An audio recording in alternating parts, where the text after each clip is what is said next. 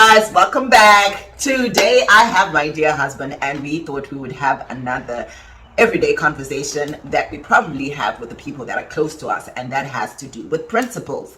Do you actually know your principles? Do you have times you compromise your principles because you just think, okay, the money's worth it? So this is a conversation that Brighton and I will be having today.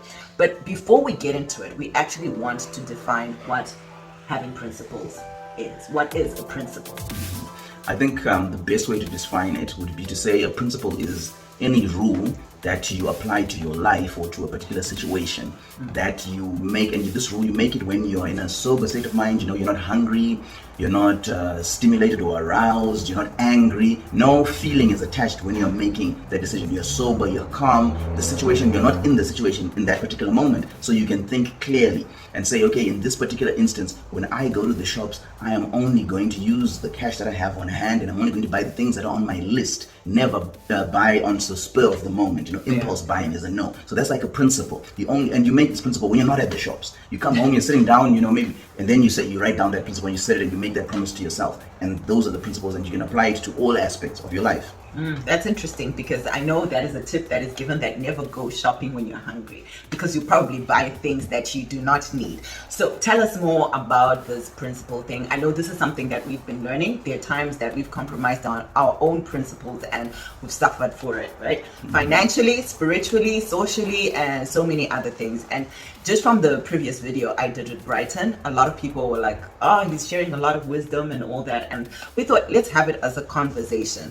What are our principles? So we'll share them. This is not like a one size fits all. You pick your own principles that go with your own values. But we thought we'd share our own, and hopefully it can actually help someone to stop compromising their principles. So yeah, I think it's a good point you raised when you're talking about principles being related to your values, meaning that the principles that I hold dear or you hold dear will not necessarily be the same for anyone else. And we're not saying this is what it is, but I think it's just really highlighting the need and importance of having principles that are based on your values. And having said that, because values differ, you find I'm reminded of this quote that I saw in this other movie way back. It was a movie called The Contender, and the main character said that principles only mean something if you stand by them, even when they are inconvenient. And I remember I heard this a long time ago, and I was like, wow, that is deep. Repeat it for someone who did not hear. Principles only mean something if you stand by them, even when they are inconvenient to you. And you see, that's why I was talking about, we believe in the Sabbath and observing the Sabbath and going to church on the Sabbath, and we don't work on that day. It's a rest day. And you can find yourself in a situation where you're working for someone, or you're dealing with someone who is not of that value system, and they believe that Sunday is their Sabbath, or they're not even a religious person. And then they'll say, no, we can come to work on Saturday. What's wrong? Everybody does it. We all go shopping, we all do this, or we can do that on Saturday. You'll be like, no guys, sorry, I can't do that. Now that's a principle you hold dear, and you're going to miss out. Guys could be saying, look, there's this great opportunity, but it's only happening on Saturday. There's this amazing seminar. It's only a select group of people. You've been chosen, and there's going to be so much information and so many opportunities that are going to arise from this meeting, but you have to be there on a Saturday. But because of your value system and the principle that has arisen, that you observe the Sabbath, you can't attend. So it's going to be inconvenient, but it's only meaningful. It's a principle even when it's inconvenient. Because if you then flip-flop and dilly-dally and say, no, okay, in this particular instance, I'm going to put my principles aside, then it doesn't mean anything. You might as well not have the principles. So you will not always benefit, but it's a thing of, in the long run, what is my life like? What are my values? What do I hold it dear? And once you hold those things close to you and you observe them, I think it really speaks to your integrity and your character when you can stick to your own principles. That's interesting, because I have times where I actually feel guilty. I don't know if you experience that, where I compromise my principles and I just have this guilt inside of me because I know this is going against my values. And one thing I've also learned is, don't impose your values on someone else. Like these are my values and my principles. They don't have to be yours. But when I share my principles, you can't then say to me, oh no, what you are doing is not the right thing. Like, we have different values and principles, and I guess mine and yours come from the Word of God. And we've learned even in marriage that this is why it actually says in the word you need to be equally yoked, right? And being equally yoked is not going to the same church. It's actually making sure that when you sit down and talk about stuff, you're in agreement. And this is something we've had to learn over time, right? Yeah. You're smiling. It's as if you wanted to No, say. I was just thinking when you were saying that I'm not going to, you're not going to impose your principles or values on somebody else. That is in and of itself is a principle. So I was just smiling that is a principle that you hold, that you have your values and you go, your principles are set. That's a principle in and of itself. So that was just something I noticed. So yeah, like we're talking about principles and that that importance of the value. And I think one principle that I hold dear, and I think there's something we share, is that we love helping people whenever we can in the areas that we can. You know, we're always happy to do it. But I think one thing we've really seen and had to set up is that in as much as, like, let's say someone has got a problem and you're trying to help them or walk through them that problem, one governing principle that we have is that we can't care about your problem more than you do. If you are not willing to show up for your own problem, like let's say, okay, you've got this issue, okay, I'm willing to set aside some time and help you, and let's meet on such and such a day, such and such a time, and then we can do XYZ. And then on that day, I'm 5 minutes early, you're nowhere to be found, your phone is on silent or going to voicemail. Then I really start wondering, what am I doing here? I care more about solving your problem. Then I see that, you know what, I cannot have that in my life. I cannot do that. There are so many other things that are going on in my own life, and I have my own things to deal with and handle and prioritize, and to give you my time, and then to see you do not even care enough for your own problems. I cannot do that, because usually I'm talking about dealing with a grown-up person, and the worst of when it's a grown-up, you can handle. As a grown-up, if that's what you're going to do, then take care of yourself. Yeah, that is true. And that was a hard thing for me to do, because I was compromising my principles on that. As a coach, I would get people, I would help, and sometimes they wouldn't show up. Like for 2-3 weeks, we're working on something, they would go silent.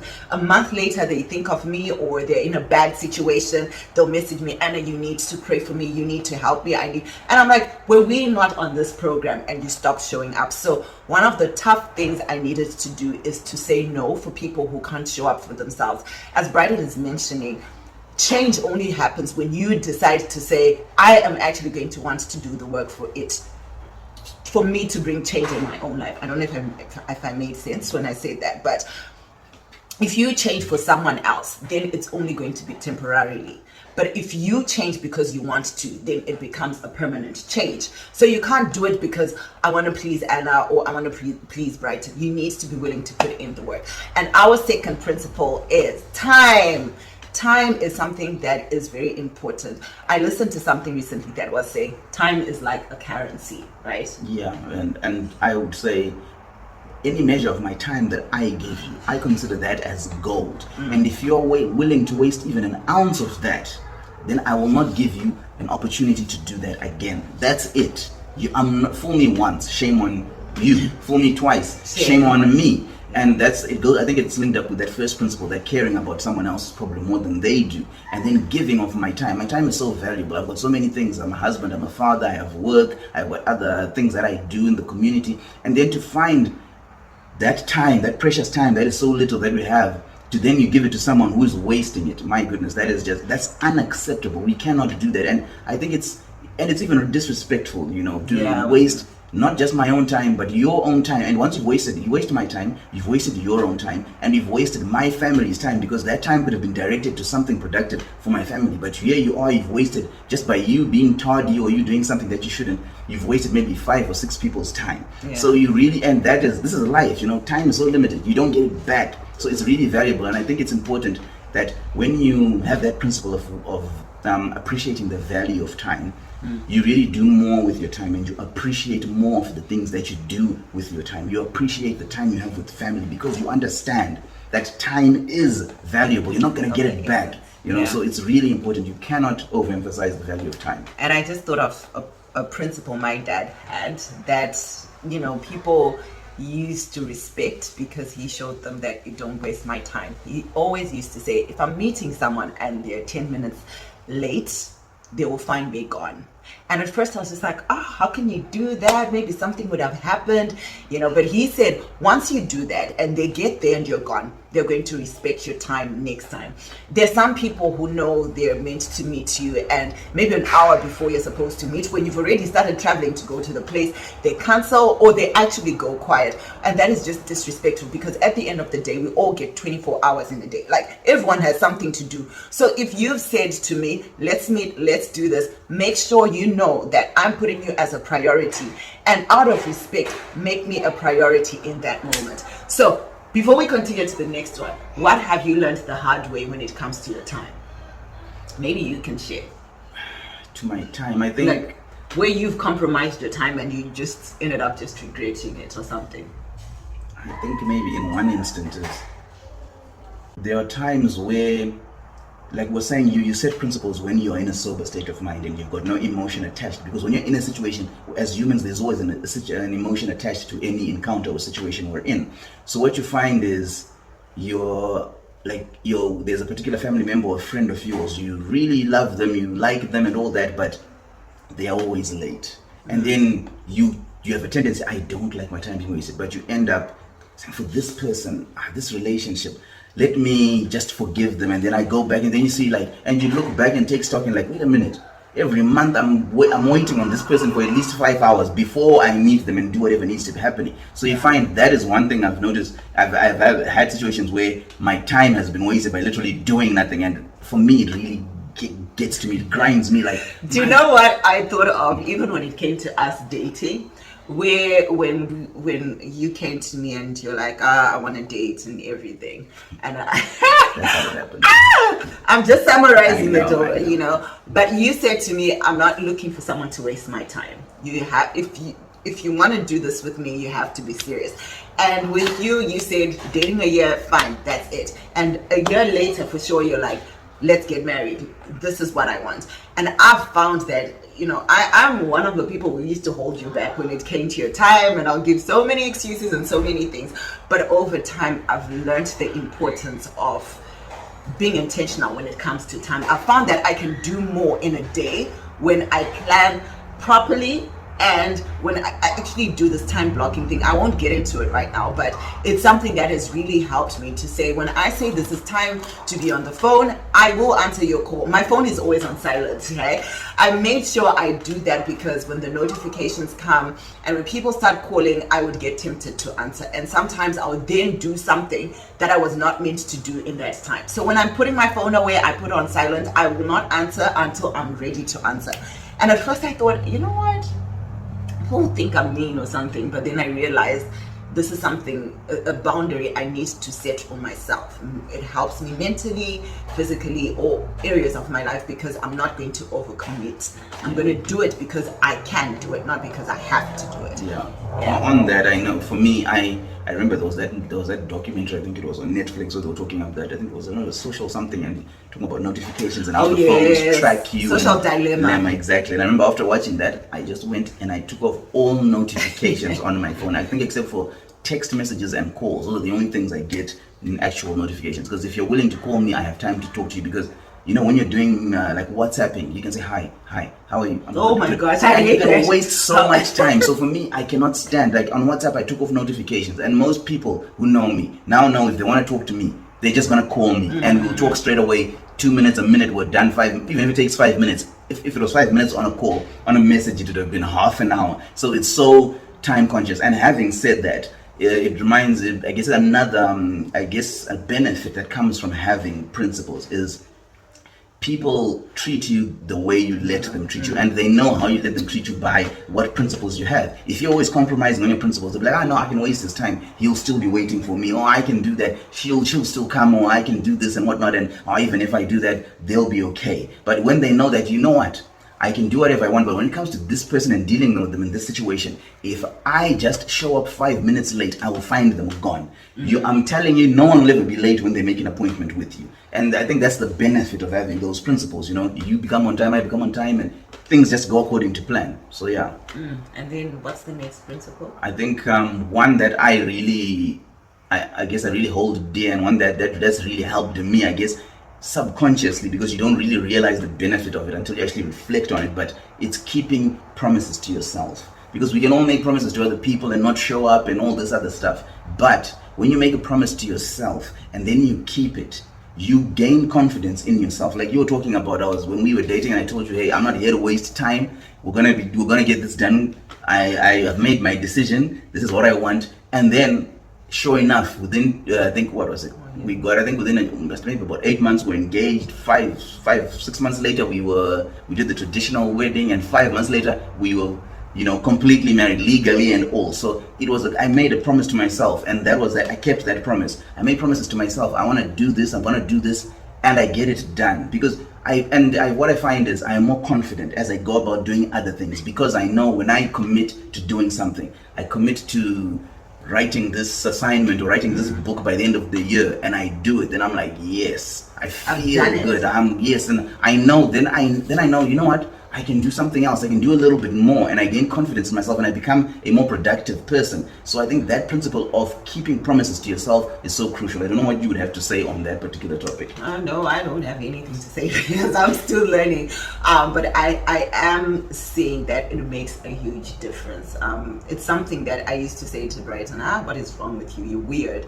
But now I've found myself adapting to that and actually saying, okay, this is something I needed to be intentional about all these years, and I've let people, use me, which is not easy to admit. But yeah, if you do not have that, if you do not even know what you want to do with your time, people will use your time for their own benefit and not your own. Yeah. So yeah. And I think it goes back to that compromising, that you have set a particular principle, and then you make promises to yourself in certain areas, but then you compromise on that. Then you're not keeping promises to yourself. So again, I guess it's intertwined to the whole idea of having principles. Then I think maybe another one that, and this is another one that I think I'm really good at, and maybe just because of my temperament and disposition, it's I don't concern myself with things I cannot control. I will not lose an ounce of sleep over something I cannot control. If something has happened, if you are angry at me and you walk away, trust me, I am going to sleep like a baby. I cannot change. I hope that does not include me. Actually, it does. And I think that has been the most frustrating thing about you. Like, I will be up stressing, and I see him sleeping there, and he's even snoring, and I'm like, how can you be sleeping when we have this situation in front of us? But I'm learning that even in the word it says, do not worry about things that are beyond. Be anxious for nothing, and in all things with prayer and supplication make your request known to God. Yeah, and it says, what do you gain by worrying? And for sure you only gain more stress, and you start seeing situations in a way that didn't even exist. Yeah, I had this. Sorry, you wanted to say? Oh, I know. Go on. I'll say what I want to say. I have seen there things that I worry about that I end up exaggerating because I've spent so much time meditating on it. Like, I'll give you an example, and this is a random example where you may decide to say to me, and I'm not ready to have this conversation, and I will sit and I will think and I will say to myself, but that Jay, like, he's taken advantage of me. He knows this is important to me. Or then I say, what, this is not the first time. He's done it 5 other times. And then I get worked up. But it's something so simple like, okay, can I control it? That is up to him. I can't. So let go. Like, this is something I'm continuously learning, but there is so much peace in letting go of things you cannot control. What did you want to say? I just remembered when we were talking about this particular point, when I was going to uni, I was living in a small village, and I would go to the city to uni about 500 k's away. So I'd get on a bus and to go, and it's because with uni it was every at 3 or 4 months you're on a bus, either going home or coming back after the semester, mid-semester break, end of semester, and all that. So for me, and I think as a kid, that's one thing I used to have, like, I would have this anxiety whenever I would travel, like for sports trips, and I used to do a lot of sports and a lot of sport teams. So I'd always be traveling, like maybe every weekend you're going away to the city, the town, to play the other school and all that. So the night before, my goodness, I couldn't sleep. I would have butterflies in my stomach. It was, initially when I was really young, it was terrible. I remember one of the first times I got selected for the athletics team, and we were going to go to Mashingo, about 300 k's away. And the night before, I did not sleep, and I performed horribly because I was tired. I just could not sleep. Is that the time you threw up? That was a different time, but it was similar. Yes, it was terrible. I could not, I mean, it was really bad. I would have butterflies, and I'm like, oh my gosh, I'm like in pain. And then when you get there, then you're all fine. Then you'd be like, but and everyone would look at me in the team like, what is wrong with you? Why? Look, when we went to school and we're practicing, you're better than this. But because of that anxiety, I could not. And when I got to, I think maybe it's being mature and getting to uni, it started happening. It was like, but wait a minute. I'm going to get on the bus tomorrow. I'm going to get there and everything will be fine. Why am I worrying about this? So I just eventually, it just subsided until, bam, now even if I'm traveling, from here to Brisbane, it's a longer journey. I'm just sleep and I'm good. And and you'd be like, what are you worrying? You cannot change it. Yeah, true. When you really realize that the power of that, I mean, my goodness, my life is good. I enjoy and it. I think once you master that, your problems move from 100 to 0, because you will find that so many things you stress about, you just needed to let go of. And I think it goes to the next principle, which is having boundaries. That is something that has made a huge difference for us, which is having boundaries. The no, saying no and being okay with it. I learned that from Brighton. Yeah, again, that goes back to that other principle I was talking about of keeping promises to myself. Because I noticed even with our kids, especially with the oldest, when she was growing up, she really looks up to me, and she's just like, my dad is amazing, he can do anything. And I remember there was a time, because you would always be like, you'd tell her one thing and then do another, tell her one thing and do another. Excuse you. and so she would be like, No, I actually noticed she'd realize that if I want something, or if I'm going to get a promise, she was more excited when she got a promise from me. She got a promise from me, she'd be like, okay, but mom's probably gonna tell me something or something. And for me, that was like, it was really important to notice that she realized that, and she would really want to, but dad, you promised. And she'd get like, but I did. And I always try to keep promises. So that's why I'm very reluctant to promise to do anything, because what is the point? It becomes meaningless having a conversation if I tell you, what, I'm going to cook dinner tonight. And then when it comes to cook dinner time, I'm nowhere to be found. Why did I make that promise? I've disappointed you, I've let you down, but just for 5 minutes temporarily making you feel okay. So and for me, I just feel bad when I don't, stick to my word, because that integrity, I guess that aspect of integrity is really important. You know me that, what, he always says no, but when he says yes, he comes through. So if I can get a yes out of him, I'm guaranteed it's going to happen. What's your definition of integrity? Integrity is doing what you said you were going to do long after the feeling and the mood and the moment in which you said it have passed. Again, it's that with the principles. It's separating the emotion from the action. When you're sober, because if we were to get, you imagine there's a motivational speaker or a preacher, he preaches, it's powerful, you're moved, you're, oh my goodness, amen, praise God, hey, let's come up, we need volunteers, we need people to pledge money to this, and then you're like, sign me up for 10 grand. And then when the preacher's gone, an hour later, you're like, I don't have that 10 grand. My bad. So you see, that is integrity. Yeah. I'm going to do this. And I think it helps to have those principles, because when you're in those emotive states, you're not going to be brash and just impulsively make promises that you cannot keep. And just to add on to that, what I've found when it comes to feelings and emotions, there's that verse that says, be ye sober minded. And before I thought it meant don't drink or don't be on drugs and so many things, but even when it comes to your emotions, you need to be sober-minded before you make a decision. You can have moments you're so excited. I know personally I've made mistakes when I'm excited because I make a decision. Like, it's something that's exciting where I'll be like, I've always wanted to do this, so this is the opportunity. But the reality is I would have not looked at the financial cost. I would have not looked at the time that is needed to accomplish that thing. I would have not looked at the moment to say, is it something that I can do? And then I suffer for it. I suffer for doing something I love at the wrong time. Mm-hmm. So I have learned that don't make rush decisions. It is better to say, I'll think about it and I will get back to you. And in your sober state of mind, you can think of the pros and the cons of doing it, right? Yeah. So that is something that has also helped us. I don't know if you have anything else. I was just trying to think, you're like thinking about rounding it up. I know one principle I have, like when I do my work, I work from home. I have to make sure I manage my time well and my duties and my responsibilities and tasks. I am basically supervise myself and get things done. People just need to know, okay, was this done? Yes, it was done. So one thing I find sometimes there are a lot of unpleasant tasks I have to do.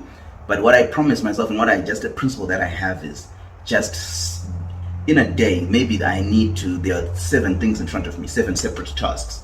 And then I look at them and then I'm like, okay, there's this really massive one and it's maybe already 10 o'clock in the morning, whatever it is. And then there are other smaller items of varying proportion and time and size.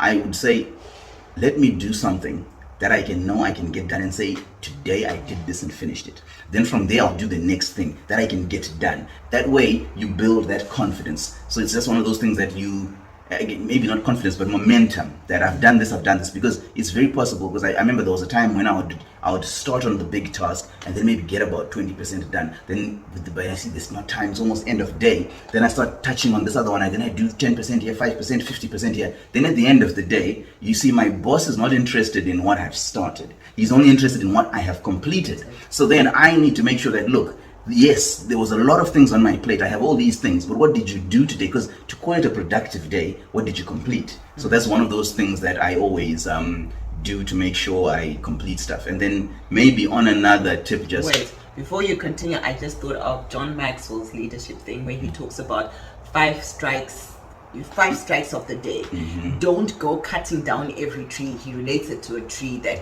you need to have that one tree that you're going to cut until it drops, right? But he says sometimes you're cutting this tree, you see another attractive one, you go there, you cut, and he says at the end of the day you never achieve anything. So you need to pick that tree that you say to yourself, I'm going to cut it until I am done. That is another way to make sure that you're a productive person when you're going through your everyday tasks. To say to yourself, what do I want to achieve, whether in a month or in a year? And then you say, what am I going to do to achieve that goal? And every day you have to do one thing to achieve the goal. He talks about writing his books, where he says every single day he sat down to write something. So that is something that you can also apply to make sure that you achieve your goals. Don't go for 3 months, 6 months not doing something. Why are you rolling your eyes? I'm not rolling my eyes. I was smiling. I'm not rolling my eyes. Make sure that you don't go for 3 or 6 months without doing something and still expect to get results. It's all about showing up every single day and actually putting in the work. Yeah, and that reminds me, I was on that John Maxwell thing. I remember I was watching, because I used to do this thing of reading in fact I do, and I still do. I read the Bible every day. And I remember when I started it out, I'd be like, they say every day, but the weekends I can take a break, or at least Sunday, at least. And I would do that. Then I remember I watched John Maxwell talking about what you're talking about, and he was like, I write every day. I write something towards my book or my journal, whatever it is. And then he said, people asking me, John, you say every day, do you mean like Monday to Friday? And he said, I said every day. That means every single day. There is no public holiday, there is no Sunday, there is no Christmas, there is no Easter. It's every single day. He puts in that work. He goes to that tree and hits those 5 strikes until it drops. I guess it's the power of consistency. You just build it up, and I think it becomes part of your routine. And having a routine really helps. I think it's another principle you could have, that you have a routine that your life is set around. That way, in a particular time, in a particular day, you know what you should be doing. You don't have to think about it. I think you get more done because you're consistent in what you do. And then maybe just going back to what I wanted to say was, just thinking about this whole principles, and that the principle is only, I guess, valid if you stick by it, even when it's inconvenient. And I think one thing maybe we did touch on it, but maybe not look at too much, was I think there's a tendency that you can lie to get something, or lie to put yourself in a position to be, and you can say, it's a white lie, and I think those are those situations in life. You lie on your resume, you lie to this, and then because there's always these short-term gains, there are always these things, but in the long run, we go back to that integrity. Your name is, because people look at you and you'll be like, wait a minute, you said you could do all of these things. Then when we give you this job, we go through the trouble of hiring you, the administration, everything that's involved, and you can't even do the first thing. Your name is really studied. If someone ever asks them for a reference, they're not going to have a good thing, and you may not even be able to use them. But then you'll be like, wait a minute, we're at your last place. Can't you give us a reference? Why can't you give us a reference? what's going on there. People, you lose that integrity. So I think, and in so many things, because that idea of always wanting to benefit in the short term. But if I just say this, I'm gonna get that. But what if you stand true to your word? It may not help you now, but having 5, 10, 15 years of standing true to your word, God will surely reward you for that. And I think we tend to overlook that because we are so focused on the here and now and how we can benefit. It's interesting that you say that. I think it's you who told me the story of someone who got into uni by lying about their results, and they looked like they had gotten far, like they were in a better position than other people. But when they were about to finish, they found out. They always do a check before they give you your degree. They go back and verify that your qualifications to get into uni were true and valid and genuine, and lo and behold, that person is not doing anything anymore, and other people who had not done as well as he had done are more successful than and he had paused all the courses throughout those semesters, but because of that lie he told earlier. There are things that always catch up with us. So try and live an honest life where you do everything with integrity, as he has mentioned, not for other people but for yourself. And there are things that will take a while, but always know that it is better to take longer than to rush and then be destroyed in the end. And maybe to end, the last principle that we will share is something that has worked for both of us. We don't do things based on motivation, but on discipline.